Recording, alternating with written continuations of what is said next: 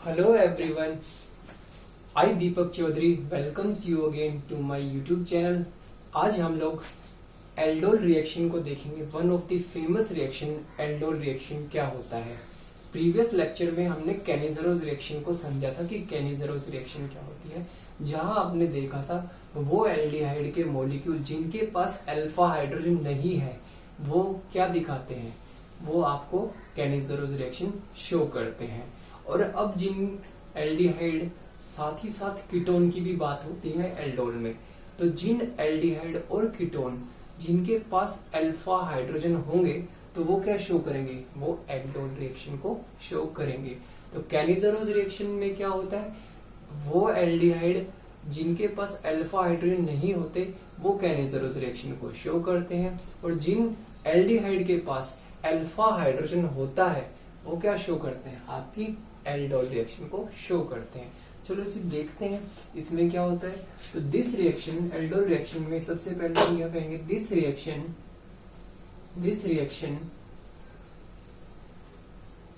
is given by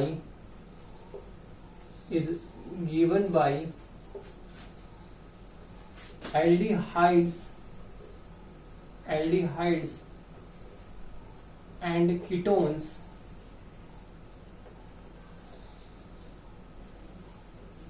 This reaction is given by aldehyde and ketones with at least one alpha hydrogen. ठीक है, तो जो aldol reaction है ये aldehyde और कीटोन के द्वारा दी जाती है, जिनमें क्या होना चाहिए, कम से कम एक अल्फा हाइड्रोजन होना चाहिए। तो एल्डोल रिएक्शन एल्डिहाइड और कीटोन दोनों के द्वारा दी जाती है, और दोनों के पास क्या होना चाहिए, कम से कम एक अल्फा हाइड्रोजन होना चाहिए। ठीक है, मतलब अगर आप एल्डिहाइड ले रहे हैं रिएक्शन में तो एल्डिहाइड के पास क्या होना चाहिए, अल्फा हाइड्रोजन होना चाहिए कम से कम एक। अगर एक से ज्यादा है तो बहुत अच्छी बात है।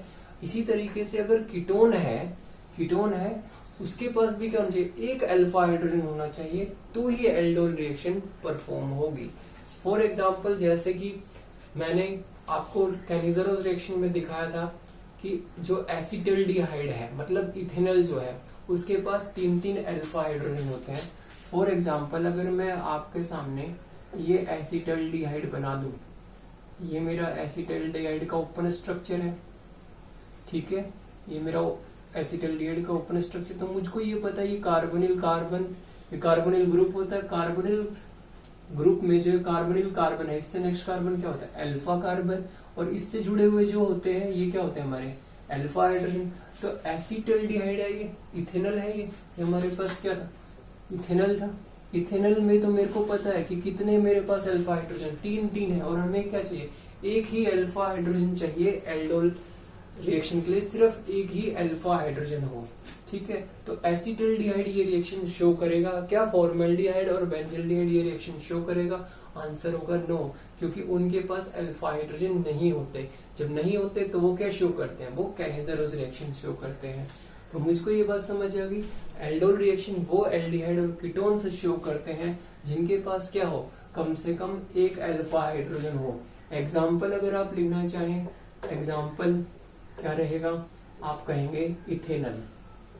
इथेनॉल जो है वो एल्डोल रिएक्शन को देगा, और इसी का ही कॉमन नेम आप क्या कहते हैं, acetaldehyde.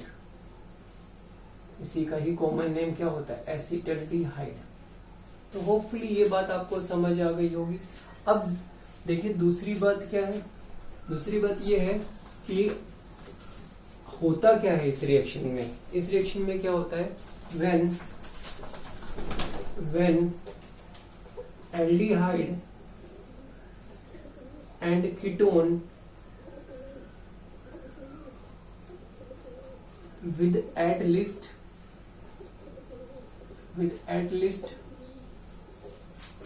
one alpha hydrogen reacts with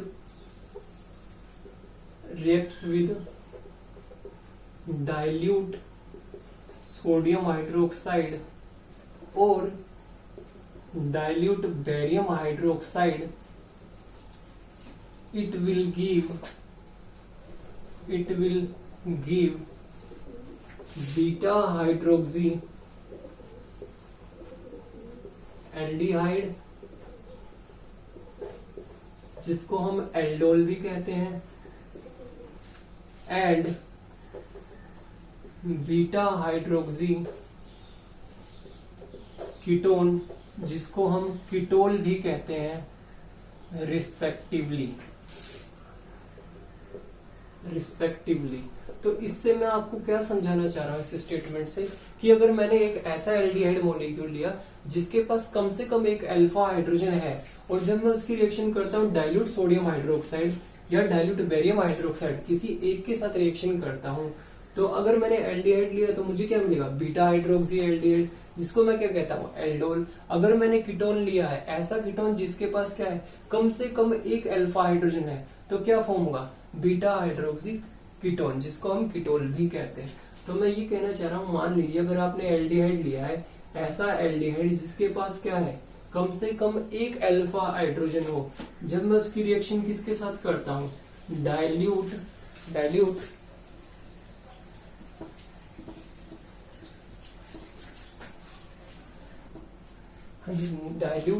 sodium hydroxide के साथ अगर मैं रिएक्शन करूं, ऐसा एल्डिहाइड जिसके पास क्या होना चाहिए, कम से कम एक अल्फा हाइड्रोजन होना चाहिए, तो ये आपको क्या देता है, बीटा हाइड्रोक्सी एल्डिहाइड, जिसी को हम क्या कहते हैं, एल्डोल भी कहते हैं।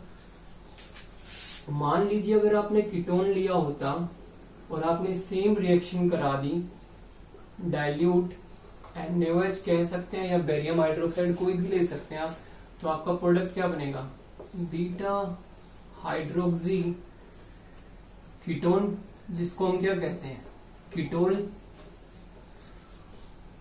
कहेंगे। ठीक है, तो ये कंडीशन आपको ये जरूर याद रखनी है, जो भी आप एल्डिहाइड या कीटोन लेंगे, इनके पास क्या होना चाहिए, एट लीस्ट 1 अल्फा हाइड्रोजन, तभी रिएक्शन होगी आपकी एल्डोल रिएक्शन। ठीक है, तो इतनी बात आपको समझ आ गई। अब देखिए यहाँ एक एग्जांपल और समझिए, ये तो बात हमने एल्डिहाइड की बात करी, कौन सा कीटोन होगा जो इस रिएक्शन को देगा। अब देखिए प्रोपेनोन, अगर आप देखो प्रोपेनोन में आपको पता है कितने कार्बन होते हैं, 3 होते हैं।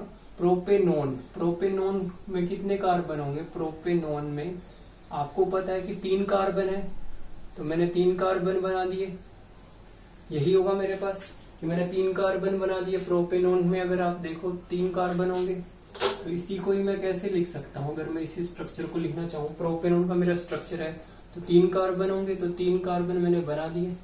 अब कीटोन है तो कीटोन यहीं पे ही पॉसिबल है, तो यहाँ पर वैलेंसी कंप्लीट करनी है, 1 है तो आपको 3 बनाने हैं, 4 बॉन्ड बनाने, तो 3 हाइड्रोजन, यहाँ पर भी 1 बॉन्ड बनाए तो 4 बॉन्ड बनाते, 3 हाइड्रोजन, यही होगा प्रोपेनोन है। अब देखिए क्या इसके पास अल्फा हाइड्रोजन है, तो ऑब्वियसली ये कार्बोनिल ग्रुप है, कार्बोनिल ग्रुप से नेक्स्ट कार्बन, तो ये भी नेक्स्ट कार्बन है और ये भी नेक्स्ट कार्बन है, कार्बोनिल कार्बन से नेक्स्ट कार्बन, तो ये भी कार्बन है और ये भी कार्बन है, दोनों तरफ ही कार्बन है, तो अब ये अल्फा कार्बन कहलाते हैं। अब अल्फा कार्बन से जुड़े हुए जो हाइड्रोजन, इनको अल्फा हाइड्रोजन कहेंगे, तो यहाँ तो 6 अल्फा हाइड्रोजन है।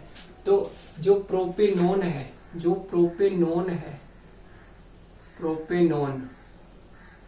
प्रोपेनोन क्या है, कीटोन है, ये भी क्या करेगा, एल्डोल रिएक्शन को शो करेगा, और इसी का ही कॉमन नेम क्या होता है, एसीटोन। ठीक है, ये भी इस रिएक्शन को शो करेगा, ये वाला कीटोन, क्योंकि इसके पास भी क्या है, अल्फा हाइड्रोजन है, और वो भी 6 हैं, आप स्ट्रक्चर से देख सकते हैं। ठीक है, ये कीटो प्रोपेनोन है, जिसका कॉमन नेम एसीटोन है। प्रोपेनोन में 3 कार्बन है, कीटोन अब देखिए कार्बोनिल कार्बन से नेक्स्ट कार्बन, ये भी नेक्स्ट हो सकता है, ये भी नेक्स्ट, तो दोनों ही अल्फा कार्बन है, और अल्फा कार्बन से जुड़े हुए जो हाइड्रोजन, तो उनको अल्फा हाइड्रोजन कहते हैं, तो 6 अल्फा हाइड्रोजन हो गई। ठीक है, तो ये बात आपको समझ आ गई। तो आपको ये बात समझ आ गई कि एसिटल्डिहाइड और एसीटोन जो है एल्डोल रिएक्शन को देगा। अगर हमने एल्डिहाइड रिएक्टेंट लिया है तो रिएक्शन का नाम क्या होगा, एल्डोल रिएक्शन, और अगर हमने कीटोन लिया है जिसके पास कम से कम एक अल्फा हाइड्रोजन है, तो रिएक्शन का नाम क्या होगा, कीटोल रिएक्शन होगा। अब क्वेश्चन ये होता है कि बीटा हाइड्रोक्सी एल्डिहाइड या बीटा हाइड्रोक्सी कीटोन के स्ट्रक्चर को कैसे जाने।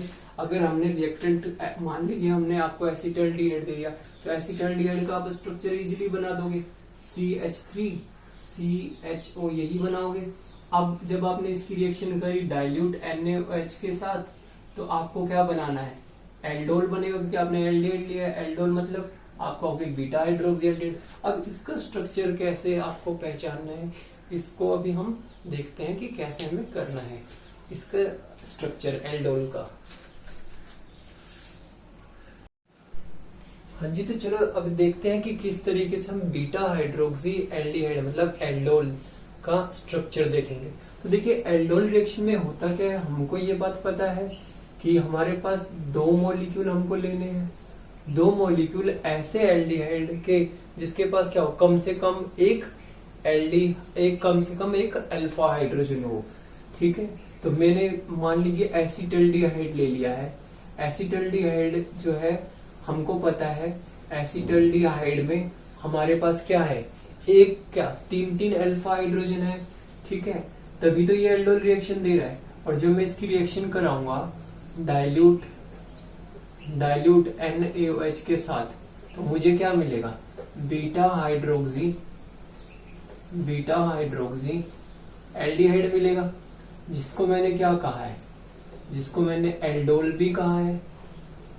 ठीक है, अब इसका स्ट्रक्चर कैसा होगा, ये क्या स्ट्रक्चर होगा इसका बीटा हाइड्रोक्सी एल्डिहाइड का जिसको हम एल्डोल करें, इसका स्ट्रक्चर क्या होगा, वो जानने के लिए हमें पूरा मैकेनिज्म समझना पड़ेगा, पूरी रिएक्शन समझनी पड़ेगी। आप ध्यान रखिएगा जो ये एल्डिहाइड है इसके पास क्या होना चाहिए, कम से कम एल्डोल रिएक्शन के लिए एक अल्फा हाइड्रोजन होना चाहिए। अब देखिए पहले इसका ऊपर स्ट्रक्चर बना लीजिए। एल्डिहाइड को आप इसी तरीके से बनाओगे COH, इसके बाद क्या है मिथाइल कार्बन है, तो इससे आप इसी तरीके से हाइड्रोजन लगा दोगे। ये मैंने कैनिज़रो रिएक्शन जब आपको पढ़ाया तब भी बताया था। देखिए अब ये क्या होता है, ये कार्बोनिल कार्बन होता है, ये कार्बोनिल ग्रुप कहलाता है। कार्बोनिल ग्रुप होता है जहां कार्बन डबल बॉन्ड ऑक्सीजन से जुड़ा होता है, वो क्या होता है कार्बोनिल ग्रुप। और इस कार्बन को क्या कहेंगे, कार्बोनिल कार्बन। तो कार्बोनिल कार्बन से नेक्स्ट कार्बन को हम क्या कहते हैं, अल्फा कार्बन। और इससे जुड़े हुए जो हाइड्रोजन है, ये तीनों हाइड्रोजन जो इस अल्फा कार्बन से जुड़े हुए इनको क्या कहते हैं, अल्फा हाइड्रोजन।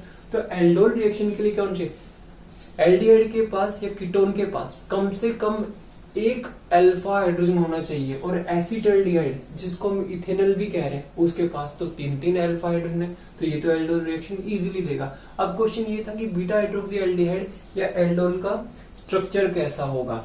तो चलिए जी अब इसका स्ट्रक्चर हमें देखना है। तो स्ट्रक्चर जानने के लिए हमें थोड़ा मैकेनिज्म पार्ट में जाना पड़ेगा। तो मैकेनिज्म हम देखते हैं, मैकेनिज्म पार्ट देखते हैं। तो देखिए क्या होता है इसमें। तो फर्स्ट स्टेप में क्या होता है, स्टेप नंबर फर्स्ट में देखिए क्या होता है, हमारे पास दो एल्डिहाइड के मॉलिक्यूल है, दो एल्डिहाइड मॉलिक्यूल है। तो मेरे पास पहला जो एल्डिहाइड मॉलिक्यूल है वो यही है, ये मेरा पहला एल्डिहाइड मॉलिक्यूल मैंने बना लिया। ठीक है, अब मुझे ये पता है पहला एल्डिहाइड मॉलिक्यूल जो है उसकी रिएक्शन मुझे किससे करानी है, डाइल्यूट सोडियम हाइड्रोक्साइड के साथ। और सोडियम हाइड्रोक्साइड में मेरे पास जो बेस है वो कौन है, OH माइनस है, जो यहाँ पर किसकी तरह बिहेव कर रहा है, बेस।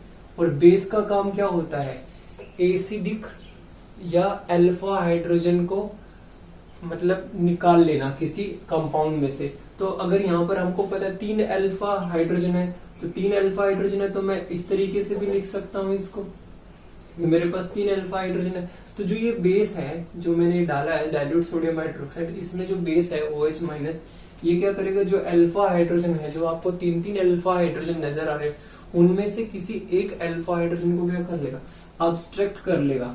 तो ये OH माइनस जो बेस की तरह बिहेव कर रहा है, ये क्या करेगा, इस प्रोटॉन को एब्स्ट्रैक्ट कर लेगा, मतलब अल्फा हाइड्रोजन को एब्स्ट्रैक्ट कर लेगा। और जैसे ही इसको एब्स्ट्रैक्ट करेगा तो यहाँ पर ये चले जाएगा अपना बॉन्ड, ये वाला बॉन्ड। तो क्या बनेगा, तो देखिए इस कार्बन के ऊपर कैसा चार्ज आ जाएगा, क्योंकि इसने इलेक्ट्रॉन लिए है तो नेगेटिव चार्ज। और CH2 C double bond OH। अब देखिए जब इस OH जो ये बेस है, ये वाला बेस है, इसने जब इस अल्फा हाइड्रोजन को एब्स्ट्रैक्ट किया है तो वाटर बना होगा, तो वाटर भी रिमूव हुआ होगा इस रिएक्शन के दौरान। और साथ ही साथ क्या हुआ होगा, हमको पता है ऑक्सीजन जो है वो ज्यादा इलेक्ट्रोनेगेटिव है, तो वो क्या चाहता है कि उसके ऊपर नेगेटिव चार्ज रहे, तो कार्बन के ऊपर जो नेगेटिव चार्ज है वो यहाँ न रह के ऐसे आ जाएगा रेजोनेंस के थ्रू, तो क्या बन जाएगा CH2 डबल बॉन्ड COH, यही बनेगा। और इसको हम क्या कहते हैं, इसको हम कहते हैं कॉन्जुगेट बेस। तो मुझे ये बात पता चली पहले वाले एल्डिहाइड मॉलिक्यूल से, जो पहला वाला एल्डिहाइड मॉलिक्यूल था उससे क्या बना, कॉन्जुगेट बेस बना। ठीक है, तो मुझे ये समझ आया कि जो मेरा 2 मॉलिक्यूल एल्डिहाइड के हमने लिए हैं उसमें से एक एल्डिहाइड मॉलिक्यूल का क्या फॉर्म करता है, कॉन्जुगेट बेस फॉर्म करता है, ये आपको याद रखना है। अब स्टेप दूसरे में क्या होगा, दूसरे स्टेप में मुझे पता है मेरे पास क्या है, एक और एल्डिहाइड मॉलिक्यूल है मेरे पास, ये है। अब ये दोनों सेम भी हो सकते हैं, डिफरेंट भी होंगे, तो अभी हम सेम की बात कर रहे हैं। तो मेरे पास ये दूसरा एल्डिहाइड मॉलिक्यूल है और पहले वाले एल्डिहाइड से क्या मिला है मुझे, कॉन्जुगेट बेस मिला है, कॉन्जुगेट बेस मिला है, यही मैंने सेम बना लिया, ये मेरा कॉन्जुगेट बेस फर्स्ट से आया है। तो देखिए होगा क्या, ये जो O माइनस है ये पहले यहाँ जाएगा, जैसे ही ये जाएगा तो देखिए मैं इस H को यहाँ से यहाँ लिख सकता हूँ आराम से, इसमें कोई प्रॉब्लम नहीं है। जैसे ही इस पे जाएगा तो ये इस कार्बोनिल कार्बन पे अटैक करेगा, इस पे ही क्यों अटैक करेगा, ये इसलिए ये जैसे ये O माइनस यहाँ आया तो ये जो कार्बन है, कार्बन के जो पाई इलेक्ट्रॉन्स है ये इस पे अटैक करेंगे, क्योंकि मुझे पता है ये कार्बन किससे जुड़ा हुआ, ऑक्सीजन से। जब कार्बन ऑक्सीजन से जुड़ा होगा तो ऑक्सीजन क्या होता है, इलेक्ट्रोनेगेटिव एटम होता है, और इलेक्ट्रॉन को क्या करेगा, अपनी तरफ पुल कर रहा होगा, तो इस पे कैसा चार्ज डेवलप हो रहा होगा, पॉजिटिव चार्ज डेवलप हो रहा होगा। अगर किसी चीज पे पॉजिटिव चार्ज डेवलप हो रहा है तो उसको क्या चाहिए, इलेक्ट्रॉन चाहिए। तो यहाँ पे क्या होगा, पाई इलेक्ट्रॉन इसके पास जाएंगे और ऑक्सीजन क्या करेगा, इलेक्ट्रॉन को अपनी तरफ पुल कर लेगा। जैसे ये पुल करेगा तो देखिए क्या बनेगा, आप सेम बनाते चले जाइए। ठीक है, मैं यहां से बनाता हूं, देखिए CH C double bond O, यही था C डबल बॉन्ड O हो गया। अब यहाँ पर कार्बन सिंगल बॉन्ड रह गया CH2। अब देखिए ये जो कार्बन है ये इस कार्बन से जुड़ा है और ये कार्बन किससे जुड़ा हुआ है, H से, और ये क्या हो गया O माइनस, और ये किससे जुड़ा हुआ है, CH3 से। ये बनेगा मेरा, यहां तक मैंने कुछ नहीं किया, सिंपली इसको इससे जोड़ दिया। अब स्टेप नंबर 3 में क्या होगा, जो मेरा ये बना है सेकंड स्टेप में CH3 CO minus H CH2 C double bond O H। अब देखिए मेरा फर्स्ट स्टेप में वाटर भी निकला था, वाटर को मैं क्या लिख सकता हूँ, HOH, यही लिख सकते हैं, वाटर को मैं यही लिख सकता हूँ। तो होगा क्या, जो ये O माइनस बना है ये इस H प्लस को लेगा और OH माइनस को बाहर निकाल देगा, क्योंकि और OH माइनस क्या था, हमारा एज अ कैटलिस्ट की तरह भी यहाँ काम कर रहा है। और कैटलिस्ट क्या होता है किसी रिएक्शन में, मतलब एंड ऑफ द रिएक्शन में क्या होगा, वो पार्टिसिपेट जरूर करता है पर कंज्यूम नहीं होगा। तो OH माइनस जो है वो एज अ कैटलिस्ट की फॉर्म में वापस आ जाएगा और बनेगा क्या, यहाँ O ने क्या किया है, इस H को ले लिया जो वाटर का था, तो यहाँ OH जाएगा, तो ये क्या बन जाएगा CH3 COH H CH2 COH, यही बना है मेरा। बस इस O माइनस की जगह क्या हो गया, OH हो गया। अगर आप इसको ध्यान से देखें तो ये क्या था, ये कार्बोनिल कार्बन था, ये कार्बोनिल ग्रुप था।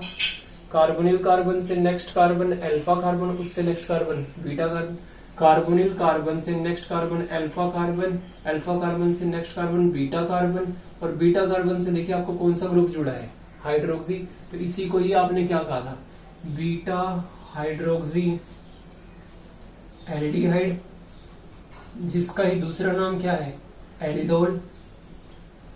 तो इस तरीके से क्या होता है, ये रिएक्शन में बनता है बीटा हाइड।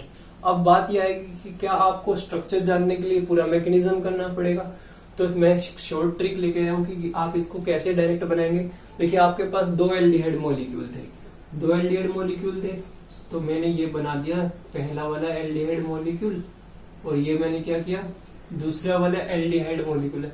अब मुझे पता है एक एल्डिहाइड मॉलिक्यूल का क्या बना है, कॉन्जुगेट बेस बना है। कॉन्जुगेट बेस कैसे बनता है, इसका एक प्रोटॉन हटा देना है, अल्फा हाइड्रोजन को हटा देना है, और कार्बन पे क्या लगा देना, नेगेटिव चार्ज। तो मैं इस तरीके से बना सकता हूं, जो पहला वाला एल्डिहाइड मॉलिक्यूल है उसका मैंने क्या कर दिया, कॉन्जुगेट बेस बना दिया, दूसरा वाला एल्डिहाइड मॉलिक्यूल मैंने सेम लिख दिया। ठीक है, ये शॉर्ट ट्रिक है, कैसे आप डायरेक्ट लिखेंगे बीटा हाइड्रोक्सी एल्डिहाइड का स्ट्रक्चर। आपको क्या करना है, एक एल्डिहाइड मॉलिक्यूल का क्या करना है, कॉन्जुगेट बेस लिखना है। कॉन्जुगेट बेस कैसे लिखेंगे आपको क्या करना है, जो अल्फा हाइड्रोजन है उसको हटा के, एक अल्फा हाइड्रोजन हटा के क्या करना है, कार्बन पे नेगेटिव चार्ज लगा देना है। भाई यही तो था CH3CHO, मैंने क्या किया, अब CH2 माइनस CHO कर दिया, और दूसरे वाले एल्डिहाइड मॉलिक्यूल को मैंने सेम रखा है। अब देखिए इसको मैंने क्या कर देना है, मैं इसको H को यहाँ रख सकता हूँ इजीली। अब इसको क्या करना है, यहाँ पे अटैक करना है, इसको यहाँ अटैक कराओगे। जैसे इसको अटैक कराओगे तो जो ये कार्बोनिल ग्रुप आपको नजर आ रहा है, ये कार्बोनिल ग्रुप है, ये किस में कन्वर्ट कर देना है, ये COH में कन्वर्ट कर देना है। कार्बोनिल ग्रुप जो आपको नजर आ रहा है उसको किस में कन्वर्ट कर देना है, आपको COH में कन्वर्ट कर देना है आपको। ठीक है, तो देखिए जब आप कन्वर्ट करेंगे तो क्या बनेगा यहाँ से, तो आप देखिए सेम बनाओगे CH3C, इसको किस में कन्वर्ट कर देना है, COH में, और H इसके साथ जुड़ा ही हुआ था H, बाकी क्या था, ये कार्बन इससे जुड़ गया CH2COH। अब देखिए यही बना मेरा यहां तक।